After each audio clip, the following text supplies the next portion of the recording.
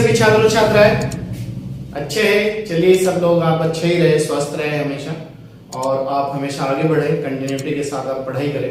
ये हमारी मनोकामना है आप लोगों के साथ। देखिए, मैं आपका अपना टीचर गुरशेखर गौड़। आज मैं आप लोगों के लिए गुप्त साम्राज्य का प्रशासनिक जो व्यवस्था थी, वहां पर गुप्त साम्राज्य की जो प्रशासनिक व्यवस्था थी उसका टॉपिक लेकर आया हूं, पार्ट 2। इसमें पार्ट 2 में हम देखेंगे कि क्या क्या वहां राजस्व प्रणाली होती थी, अधिकारी कौन थे, जो प्रशासनिक की इकाई थी बड़ी कौन सी थी, छोटी कौन सी थी, वहां के जो भूमि थी और जो कर लिया जाता था वहां से वो क्या था, और भूमि को हमने कितने भागों में डिवाइड किया था। जैसे आज भूमि डिवाइड होती है कि कृषि योग्य भूमि है, ये बंजर है, ये शहरी आवास है, ये ग्रामीण आवास है, तो इस तरीके से ही उसमें भी डिवाइड थी। तो एक अपने आप में बहुत ही अच्छी व्यवस्था थी गुप्त काल में। तो वही हमें देखनी है जो हमारे पॉइंट ऑफ एग्जाम की दृष्टि से इंपोर्टेंट है। बाकी आलतू फालतू हम कुछ नहीं देखेंगे। तो आइए देखते हैं। विषय हमारा प्राचीन भारतीय इतिहास, क्लियर है, और टॉपिक है गुप्त साम्राज्य की प्रशासनिक व्यवस्था। ये पार्ट 2 है, आप याद रखना, पार्ट 2 है। पार्ट 1 मैंने आपको उपलब्ध करा दिया, पार्ट 2 उसमें राजाओं का कौन वो गुप्त काल के राजा थे, किसने क्या काम किया, वो सब बताया हूं मैंने आप लोगों को, ठीक है। तो देखते हैं, आइए। गुप्त साम्राज्य की सबसे बड़ी प्रादेशिक इकाई कौन सी थी? देश। जैसे आज भी सबसे बड़ी जो इकाई होती है वो देश ही होती है, सबसे छोटी ग्राम होती है। गुप्त साम्राज्य की सबसे बड़ी प्रादेशिक जो इकाई थी देश थी। देश के शासक को गोपना कहा जाता था। अगर पूछ ले आपसे गोपना कौन था? जो देश की, जो गुप्त काल में वो साम्राज्य की सबसे बड़ी इकाई होती थी वो देश होती थी, और उसका जो शासक होता था उसे ही गोपना कहा जाता था। क्लियर है? दूसरी इकाई, मतलब देश के बाद दूसरी इकाई कौन सी थी? वो थी भुक्ति या प्रांत। दूसरी इकाई होती थी भुक्ति या प्रांत होती थी। इसके शासक को उपरिक कहा जाता था। तो याद रखना, देश के बाद जो दूसरी इकाई थी क्रम में वो थी भुक्ति या प्रांत, और इसके जो शासक होता था उसे उपरिक कहा जाता था। भुक्ति के नीचे विषय या जिला होता था। भुक्ति के नीचे विषय या जिला होता था। इसके प्रमुख को विषय पति कहते थे। अब देखिए, इनका एक क्रम लगवाया मैंने आप लोगों को। सबसे बड़ी प्रादेशिक इकाई गुप्त काल में देश, देश के बाद भुक्ति या प्रांत, प्रांत कह लो आज राज्य, और फिर उसके बाद विषय, ठीक है। और इसके प्रमुख को क्या कहते थे? विषय पति। और प्रशासन की सबसे छोटी जो इकाई होती थी गुप्त काल में वो थी ग्राम या गांव। इसका प्रशासन ग्राम सभा के द्वारा चलाया जाता था, और इसके मुखिया को ग्रामीण कहा जाता था, और इसके अन्य सदस्यों को महत्तर कहते थे।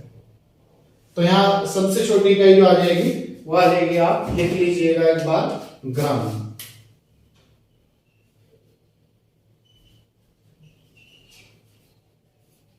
ठीक है।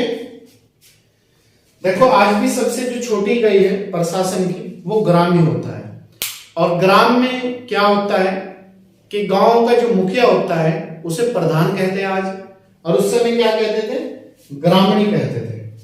इसके मुखिया को ग्रामणी कहते थे, आज प्रधान कहते हैं गांव के मुखिया को, ठीक है। और जो अन्य सदस्य होते हैं उन्हें वार्ड मेंबर कहते हैं। तो उस समय क्या कहते थे? उन्हें महत्तर कहते थे गुप्त काल में। क्लियर है? चीजें वही है, सबसे जो आज है वही जब थी, लेकिन बस थोड़ा नाम चेंज हो गया उन चीजों को। गुप्त काल में पुलिस विभाग के जो साधारण कर्मचारी को चाट और भाट कहते थे। क्वेश्चन आता है एग्जाम में, चाट और भाट क्या था? तो गुप्त काल में जो पुलिस विभाग का जो साधारण कर्मचारी होता था, ये कह लो कांस्टेबल, या कांस्टेबल से भी नीचे ये कह लो आप होमगार्ड, तो उसे चाट कहते थे। और पुलिस विभाग के जो मुख्य अधिकारी होते थे, जो मुख्य अधिकारी होता था, एसएसपी कह लो आज की डेट में एसएसपी, तो उसे क्या कहते थे? दंड पाशिक। क्लियर है? देखो एक बार फिर समझा रहा हूं। गुप्त काल में पुलिस विभाग के साधारण कर्मचारी को, चाहे तो आप कांस्टेबल मान लो समझने के लिए, चाहे आप होमगार्ड मान लो, उन्हें क्या कहते थे? चाट या भाट। क्लियर है? और जो प्रशासन का या पुलिस विभाग का मुख्य अधिकारी होता था उसे क्या कहते थे? दंड पाशिक। और आज क्या कहते हैं? एसएसपी, पुलिस अधीक्षक। क्लियर है? इसके बाद ग्राम समूह की सबसे छोटी इकाई थी जिसे पेट कहते थे। ग्राम समूह की सबसे छोटी इकाई थी जिसे पेट कहते थे। अगर पूछ ले पेट क्या था? छोटे छोटे गांव को जो मिलाकर ग्रुप बनाया जाता था उसे पेट कहते थे, समूह होता था। नेक्स्ट, गुप्त शासक कुमारगुप्त का एक अभिलेख है, दामोदर ताम्रपत्र अभिलेख। दामोदर ताम्रपत्र अभिलेख किसका है? कुमारगुप्त का। तो कुमारगुप्त ने इसमें उल्लेख किया है कि भूमि बिक्री से संबंधित अधिकारियों के क्रियाकलापों का प्रमाण मिलता है। मतलब ये जो दामोदर ताम्रपत्र अभिलेख है किसका है? कुमारगुप्त का। तो कुमारगुप्त ने इसमें जो उल्लेख किया है, जो भूमि के क्रय और विक्रय से संबंधित अधिकारी होते थे, विभागीय भूमि कृषि विभागीय अधिकारी कह लो आज की डेट में, तो उनका उल्लेख किस उसमें मिलता है? दामोदर ताम्रपत्र अभिलेख में। क्लियर है? किसका है? कुमारगुप्त। किस काल का है? कुमारगुप्त किस काल के शासक है? गुप्त काल के। इसी ने नालंदा विश्वविद्यालय की स्थापना करवाई थी, मैंने आपको पार्ट 1 में पढ़ाया। गुप्त काल में भू राजस्व की दर 1/4 से 1/6 तक होती थी। भू राजस्व की दर गुप्त काल में जो थी 1/4 से कितनी होती थी? 1/6 तक होती थी। गुप्त काल में बलात् श्रम, क्वेश्चन आता है विस्ती क्या था? विस्ती जो था एक बलात् श्रम था। बलात् श्रम ये राज्य की आय का प्रमुख स्रोत होता था। इसे जनता के द्वारा दिया जाने वाला कर भी माना जाता है। तो बलात् श्रम या विस्ती क्या था? एक प्रकार का आय का प्रमुख साधन था राज्य का, और ये क्या होता था? टैक्स, कर होता था गुप्त काल में। नेक्स्ट, आर्थिक उपयोगिता के आधार पर गुप्त काल में भूमि को 5 भागों में बांटा जाता है। मतलब जैसी जो भूमि होती थी गुप्त काल में, उसी के आधार पर उस भूमि को 5 भागों में डिवाइड कर दिया गया था गुप्त काल में। जैसे कृषि योग्य जो भूमि होती थी, जैसे आज भी अच्छी भूमि होती है, कृषि योग्य जो भूमि होती थी उसे क्या कहते थे गुप्त काल में? क्षेत्र। मतलब जहां पर अच्छी खेती होती थी। अगर क्वेश्चन ये देते क्षेत्र क्या था गुप्त काल में? कृषि योग्य भूमि, या कृषि योग्य भूमि जो होती थी उसे गुप्त काल में किस नाम से जाना जाता था? क्षेत्र। क्लियर? दूसरी है वास। वास मतलब रहने योग्य भूमि, इसे कहते थे वास्तु। वास है वास, वास मतलब रहना, और वास है वास्तु, वास योग्य भूमि या वास्तु। तीसरी है पशुओं को के चारा योग्य भूमि, जहां से पशुओं के लिए चारा उगाया जाता था जिस भूमि पर, उसे कहते थे चारागाह भूमि। चारागाह भूमि। चौथी है जोतने योग्य भूमि, इसे कहते थे सिल। सिल क्या था? अगर पूछ रहे गुप्त काल में, सिल जो था जोतने योग्य भूमि होती थी जिसमें खेती कर सकते थे। 5वीं है जंगली भूमि, इसे कहते थे अपरहत। ये तो कई बार आ गया एग्जाम में। अपरहत क्या था? जंगली भूमि। जंगली मतलब जैसे जंगल होते थे जहां वहां पर पेड़ पौधे वगैरह होते हैं जंगल में, तो उसे कहते थे अपरहत जंगली भूमि। नेक्स्ट है गुप्त काल में सिंचाई के लिए रहट या घंटी यंत्र का प्रयोग होता था। क्वेश्चन आता है रहट या घंटी यंत्र क्या था? सिंचाई का साधन किस काल में? गुप्त काल में। क्लियर है? रहट क्या होता था कि बैलों के द्वारा, जो बैल होते हैं, बैलों के द्वारा जो कुएं होते थे पहले, वैसे ओपनली जो कुएं गहरे गहरे कुएं होते थे, उनमें बाल्टी छोड़ी जाती थी और बैल घुमाए जाते थे और उससे पानी निकाला जाता था, उन्हें कहते थे रहट। और घंटी ऐसे चैन की होती थी तो उसमें बाल्टी छोड़ दी जाती थी रस्सी में बांध के, तो उससे खींची जाती थी, उसे ही घंटी कहते हैं। तो रहट या घंटी यंत्र का प्रयोग किस काल में हुआ है? सिंचाई के लिए गुप्त काल में। क्लियर है? देखो एक क्वेश्चन एग्जाम में ये आता है कि भारत में जो मंदिर बनाने की शुरुआत हुई थी वो कब से हुई थी? तो आप इस चीज को ध्यान रखना, वो देता है सिंधु घाटी सभ्यता। सिंधु घाटी सभ्यता में मंदिर बनाने की शुरुआत नहीं हुई थी, जबकि वहां पर पूजा की जो शुरुआत है वो एक मानी जाती है। ठीक है, वो भी मात्र शक्ति की पूजा। ठीक, तो भारत में जो मंदिर बनाने की कला का जन्म हुआ था, या मंदिरों का पहली बार निर्माण हुआ था, या मंदिरों की शुरुआत हुई थी, वो हुई थी आपकी गुप्त काल में। ठीक है, तो गुप्त काल में ही कुछ प्रसिद्ध मंदिर हैं, तो आइए देखते हैं उन्हें क्या है। भारत में पहली बार मंदिर बनाने की कला का जन्म या शुरुआत गुप्त काल में हुआ था। गुप्त वंश के शासकों ने मंदिर एवं ब्राह्मणों को सबसे अधिक ग्राम दान में दिए थे। तो आप याद रखना, गुप्त काल में ही मंदिर बनाने की शुरुआत हुई थी, और जो गुप्त राजा थे या शासक थे या महाराजा थे, उन्होंने ही पहली बार ब्राह्मणों को भूमि दान में देने की शुरुआत की थी, और ब्राह्मणों को सबसे अधिक ग्राम भी दान में उन्होंने ही दिए थे। देखो मंदिर, क्वेश्चन आता है कौन सा मंदिर कहां पर है, कहां किस राज्य में है। मैच भी करवाता है और वैसे डायरेक्ट भी देता है एग्जाम में, तो आप याद रखना। जैसे लक्ष्मण मंदिर, जो लक्ष्मण मंदिर है ये आपका भीतर गांव में है। अगर पूछ ले किस गांव में स्थित है, भीतर गांव में, और ये भीतर गांव है, ये कानपुर जिले में है, और राज्य आपका यूपी है। लक्ष्मण मंदिर राज्य पूछे तो यूपी है, जिला पूछे तो कानपुर है, स्थान पूछे तो भीतर गांव है। क्लियर? और ये ईंटों से निर्मित मंदिर है। दूसरा दशावतार मंदिर, ये देवगढ़ में है, देवगढ़, और जिला है कानपुर, और राज्य है यूपी। क्लियर है? देवगढ़ मंदिर किस राज्य में है? यूपी। किस जिले में है? ललितपुर। किस स्थान पर है? देवगढ़। क्लियर है यहां तक? तीसरा जो मंदिर है शिव मंदिर है। दो है शिव मंदिर, लेकिन स्थान अलग अलग है, दोनों गुप्त काल के ही है। एक तो खो में, खो शिव मंदिर खो, जिला है नागौद, और राज्य है मध्य प्रदेश। शिव जो मंदिर है किस राज्य में है? मध्य प्रदेश। किस जिले में है? नागौद। स्थान क्या है? खो। क्लियर है? दूसरा है विष्णु मंदिर।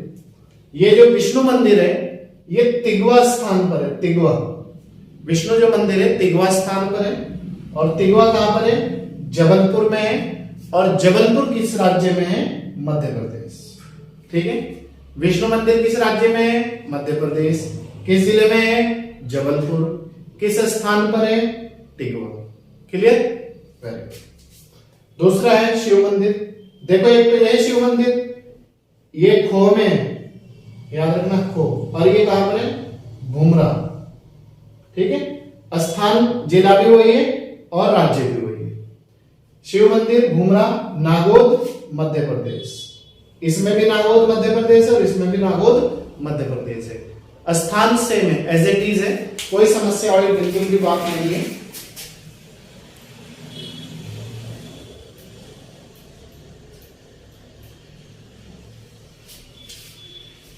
इसके बाद है हमारा पार्वती मंदिर। ये भी नैना में है, ये बहुत आता है एग्जाम में। पार्वती मंदिर कहां पर है? नैना में है, और नैना कुठार जिले में है, और राज्य है मध्य प्रदेश। ठीक है, और ये जो दोनों मंदिर है पहले यूपी वाले, इनका जो निर्माण है वो ईंटों से हुआ है, ईंटों से निर्मित मंदिर है। ठीक है, ये दोनों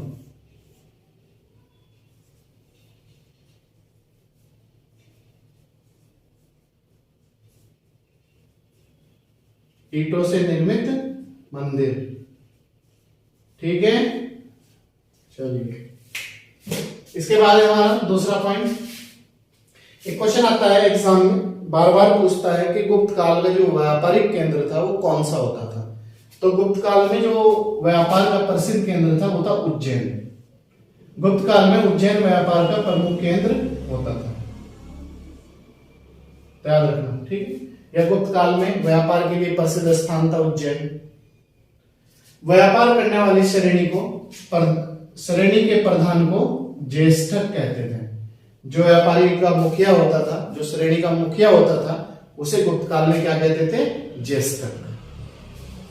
भारत में सबसे पहले याद रखना सोने के सिक्के हिंद यूनानी शासकों ने ही चलाए थे। तो अब याद रखना कि भारत में जो पहली बार सोने की मुद्राएं चलाई थी या सोने के सिक्के चलाए थे, वो किसने चलाए थे? गुप्तों ने नहीं चलाए थे, आप याद रखना। तो भारत में सबसे पहले जो सिक्के, सोने के सिक्के चलाए थे, वो हिंद यूनानी शासकों ने चलाए थे। ठीक है। इसके बाद हिंद यूनानी शासकों के बाद कुषाणों ने चलाए थे और बड़ी मात्रा में चलाए थे कुषाणों ने सोने की मुद्राएं। और इनकी जो शुद्धता थी, क्वालिटी थी, वो ज्यादा होती थी। मतलब कुषाणों ने बड़ी मात्रा में, हिंद यूनानियों ने अगर 10 सिक्के चलाए, 100 चलाए या 1000 चलाए, तो इन्होंने कहीं कहीं 2000 4000 इनसे ज्यादा मात्रा में चलाए। और क्वालिटी भी इनकी इनसे अच्छी होती थी। ठीक है। हिंदू यूनानी जो शासकों की क्वालिटी थी, उनसे ज्यादा अच्छी क्वालिटी थी, बेटर क्वालिटी होती थी। फिर इसके बाद गुप्त राजाओं ने सर्वाधिक स्वर्ण मुद्राएं चलाई, जिन्हें दिनार कहा जाता है। याद रखना, गुप्त काल में स्वर्ण सोने के सिक्के को क्या कहा जाता था? दिनार। या गुप्त राजाओं ने सोने के सिक्के चलाए थे या नहीं चलाए थे? चलाए थे, दिनार कहते थे। कुषाण शासकों के सिक्कों की तुलना में इनकी शुद्धता कम थी, क्वालिटी इनकी कम थी। याद रखना, इनकी क्वालिटी ज्यादा थी, ये 24 कैरेट मान लो शुद्धता, और इनकी शुद्धता कम थी। इनकी शुद्धता आप मान लो 17-18%। गुप्त शासकों ने चांदी के सिक्के भी चलाए थे, जो स्थानीय लेन देन के लिए इस्तेमाल होते थे। तो सोने के साथ साथ गुप्त राजाओं ने चांदी की भी मुद्राएं चलाई थी, और चांदी की जो मुद्रा होती थी गुप्त राजाओं की या गुप्त शासकों की, उसे रूपक या रुपया का कहा जाता था। क्लियर है? तो गुप्त राजाओं ने चांदी के सिक्के भी चलाए थे, और स्थानीय जो लोकल लैंग्वेज में ये कह लो एक्सचेंज, विनिमय के माध्यम से। नेक्स्ट से नोट है, गुप्त काल में चांदी के सिक्के को रुपये का या रूपक कहा जाता था।